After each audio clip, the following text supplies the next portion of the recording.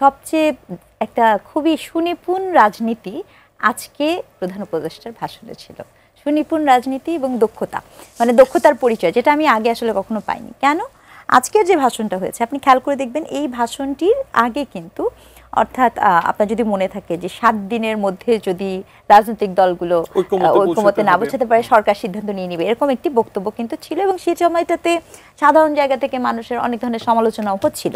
সেই জায়গাটা থেকে এরকম একটা এত এত ওয়েল ডিজাইনড একটা ভাষণ এবং একটা বক্তব্য, যেখানে তিনি কি করেছেন যে একই সাথে প্রত্যেকটি দলেরই কারো আশা পূরণও করেননি, আবার কেউ যে তাকে এখন সরাসরি আক্রমণ করবে সেই সুযোগও রাখেননি।